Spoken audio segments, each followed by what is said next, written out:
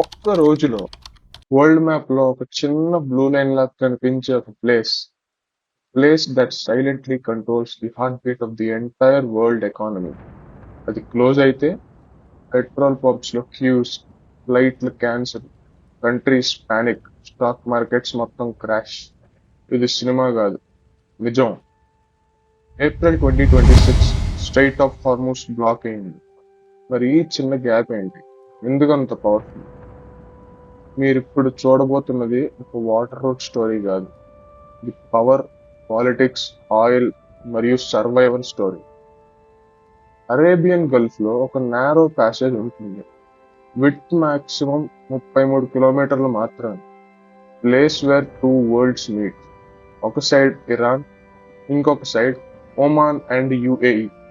ఇది strait of Hormuz. Simple గా చెప్పాలంటే ఇది world oil highway. Daily around 20 million barrels of oil, yes, 20 million barrels ఈ single strait through వెళ్తుంది. అంటే వరల్డ్ ఆయిల్ ట్రేడ్ లో ఆల్మోస్ట్ 20% ఈ చిన్న రూట్ మీద డిపెండ్ అవుతుంది. Saudi Arabia, Iraq, Kuwait, UAE, Qatar, ఈ కంట్రీస్ అన్ని ఆయిల్ ని ఎక్స్పోర్ట్ చేయడానికి స్ట్రైట్ ఆఫ్ హార్మూజ్ ని క్రాస్ చేయాల్సిందే. అందుకే ఇది జస్ట్ జాగ్రఫీ కాదు, ఒక గ్లోబల్ లైఫ్ లైన్. హిస్టరీకి వెళ్తే 1970s నుంచి మిడిల్ ఈస్ట్ ఆయిల్ బూమ్ అవడం స్టార్ట్ అయింది. అప్పుడు ప్రపంచంకి తెలిసింది ఎనర్జీ అంటే పవర్ అని. కంట్రీస్ లైక్ యుఎస్ఏ, యూరోప్, తర్వాత ఇండియా అండ్ చైనా కూడా all started depending on middle east oil. మరి ఆ ఆయిల్ ఎలా వస్తుంది? షిప్స్ లో, super tankers, 300,000 tons capacity vessels day and night ఈ స్ట్రైట్ లో ట్రావెల్ చేస్తూ ఉంటాయి. ఒకవేళ ఈ రూట్ క్లోజ్ అయితే alternative route almost impossible. Gradually ఈ ప్లేస్ ఇంపార్టెన్స్ పెరిగింది. 1980s లో ఇరాన్ ఇరాక్ వార్ టైంలో ట్యాంకర్స్ వార్ అని ఒక ఫేజ్ ఉంది. బోత్ కంట్రీస్ ఆయిల్ ట్యాంకర్స్ ని అటాక్ చేశారు. ఇప్పుడు ఫస్ట్ టైం వరల్డ్ రియలైజ్ అయింది ఏంటంటే స్ట్రెయిట్ ఆఫ్ హార్మోస్ అన్సేఫ్ అయితే ఎంటైర్ వరల్డ్ ఇంపాక్ట్ అవుతుందని. అప్పటి నుంచి యుఎస్ నేవీ, ఇంటర్నేషనల్ ఫోర్సెస్ ఇక్కడ పర్మనెంట్ ప్రెజెన్స్ మెయింటైన్ చేస్తున్నారు. ఎందుకు?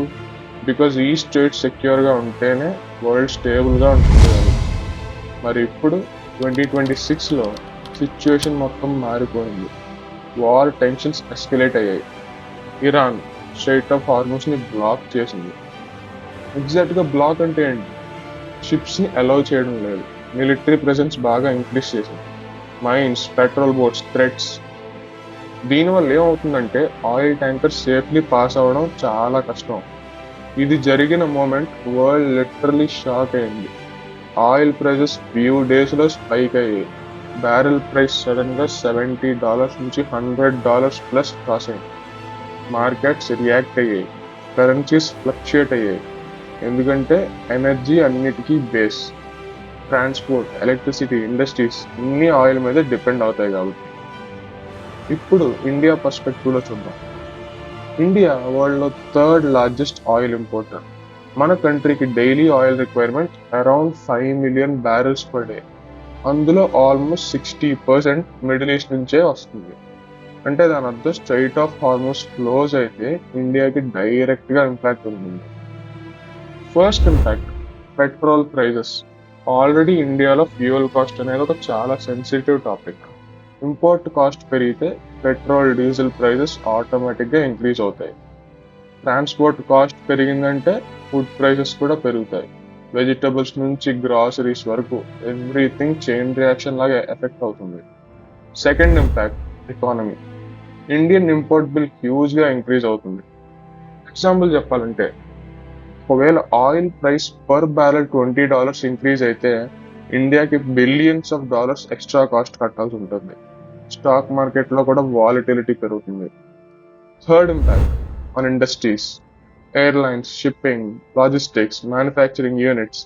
ఫ్యూయల్ కాస్ట్స్ పెరిగితే ఆపరేషనల్ కాస్ట్ ఇంక్రీజ్ అవుతుంది. ప్రాఫిట్ మార్జిన్స్ తగ్గిపోతాయి. సమ్ కంపెనీస్ లాసెస్ కూడా ఫేస్ చేస్తాయి. ఫోర్త్ ఇంపాక్ట్ డైరెక్ట్ గా కామన్ పీపుల్ మీద.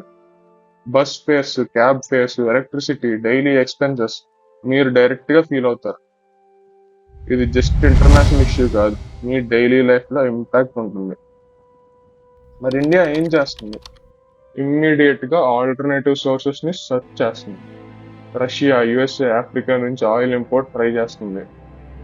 దాని ప్రాబ్లం ఏంటి? డిస్టెన్స్ ఎక్కువ, షిప్పింగ్ కాస్ట్ ఎక్కువ, టైం ఎక్కువ. సో ఈ సోర్సెస్ అసలు చీప్ కాదు. Strategic reserves. ఇండియాకి కొన్ని ఎమర్జెన్సీ ఆయిల్ రిజర్వ్స్ ఉన్నాయి already. Around 9 to 10 days import cover చేయగలవు, కానీ లాంగ్ టర్మ్ సొల్యూషన్ కాదు. ఇప్పుడు ఇమాజిన్ చేయండి, ఒకవేళ strait of Hormuz blockage continue అయిందనుకోండి ఫర్ మంత్స్, వరల్డ్ సినారియో ఎలా ఉంటుంది? గ్లోబల్ రిసెషన్ కి ఛాన్స్ ఉంది. Energy crisis, political tensions, countries alliances మారచ్చు, వార్స్ ఎస్కలేట్ అవ్వచ్చు. ఇంకా ఒక ఇంట్రెస్టింగ్ పాయింట్ ఏంటంటే, స్ట్రెయిట్ ఆఫ్ హార్మోజ్ లో ఆయిల్ మాత్రమే కాదు, లిక్విఫైడ్ న్యాచురల్ గ్యాస్ ఎల్ఎన్జి కూడా ట్రాన్స్పోర్ట్ అవుతుంది, ఎస్పెషల్లీ ఖతార్ నుంచి. ఇండియా ఎల్ఎన్జి ఇంపోర్ట్స్ లో కూడా డిపెండ్ అవుతుంది. సో ఎలక్ట్రిసిటీ జనరేషన్ ఇండస్ట్రీస్ కి ఇది ఒక డబుల్ ఇంపాక్ట్ అని చెప్పచ్చు. మరి ఈ ప్లేస్ ని కంట్రోల్ చేయడం అంటే it's not just military power, it's world economic control. Whoever influences strait of Hormuz indirect గా వరల్డ్ ఎకానమీని ఇన్ఫ్లుయెన్స్ చేయగలరు. ఇప్పుడు ఫ్యూచర్ పాసిబిలిటీస్ గురించి మాట్లాడుతున్నాం. సినారియో 1, డిప్లొమాటిక్ టాక్స్ సక్సెస్ అయ్యాయంటే స్ట్రైట్ రీఓపెన్ అవుతుంది, ప్రైజెస్ కొంచెం స్టెబిలైజ్ అవుతాయి, వరల్డ్ అంతా కాస్త ఊపిరి తీసుకుంటుంది. సినారియో 2, కాన్ఫ్లిక్ట్ కంటిన్యూ అయితే ఆల్టర్నేట్ రూట్స్ డెవలప్ చేయాలి, like piping to Saudi Arabia, UAE, but capacity will be limited and time పడుతుంది. Scenario 3, worst case, full scale war in the Middle east.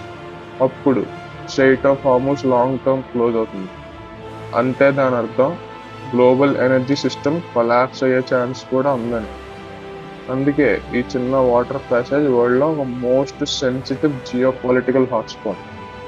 మీరు ఇప్పుడు పెట్రోల్ బంక్ లో price board చూస్తున్నప్పుడు ఇప్పుడున్న number కేవలం ఒక number మాత్రమే కాదు, అది థౌజండ్స్ ఆఫ్ కిలోమీటర్స్ దూరంలో జరిగిన politics, war decisions, military movements, economic calculations అన్నీ కలిసి క్రియేట్ చేసిన నంబర్. స్ట్రెయిట్ ఆఫ్ హార్మోస్ మ్యాప్ మీద ఒక చిన్న లైన్ లా కనిపించినా ఇది ప్రపంచం మొత్తానికి ఒక పల్స్ లాంటిది. అది స్మూత్ గా కొట్టుకుంటే వరల్డ్ కామ్ గా ఉంటుంది, అదే బ్లాక్ అయితే ఎంటైర్ సిస్టమ్ షేక్ అవుతుంది. ఫైనల్ గా ఒక క్వశ్చన్, ఫ్యూచర్ లో కంట్రీస్ ఆయిల్ మీద డిపెండెన్సీ తగ్గించకపోతే ఇంకా ఎంతవరకు ఇలాంటి చోక్ పాయింట్స్ మీద డిపెండ్ అవ్వాలి? రెన్యూవబుల్ ఎనర్జీ, ఎలక్ట్రిక్ ఫ్యూచర్, వీటి మీద ఫ్యూచర్ లో డిపెండెన్సీ చాలా పెరుగుతుంది. ఎందుకంటే ఒక చిన్న స్ట్రైట్ క్లోజ్ అయితే, మీ బైక్ పెట్రోల్ కాస్ట్ పెరిగితే, మీ లైఫ్ కూడా స్లో అయిపోతే, అప్పుడు మనం రియలైజ్ అవుతాం పవర్ అంటే జస్ట్ ఎలక్ట్రిసిటీ కాదు, కంట్రోల్ ఆఫ్ ఎనర్జీ రూట్స్ అని. స్ట్రెయిట్ ఆఫ్ హార్మోస్ సైలెంట్ గా ఉంటుంది, కానీ వరల్డ్ ని కంట్రోల్ చేస్తుంది. అండ్ రైట్ నౌ అది క్లోజ్ అయింది. ప్రపంచం అంతా వెయిట్ చేస్తుంది నెక్స్ట్ మూవ్ ఏంటి అని.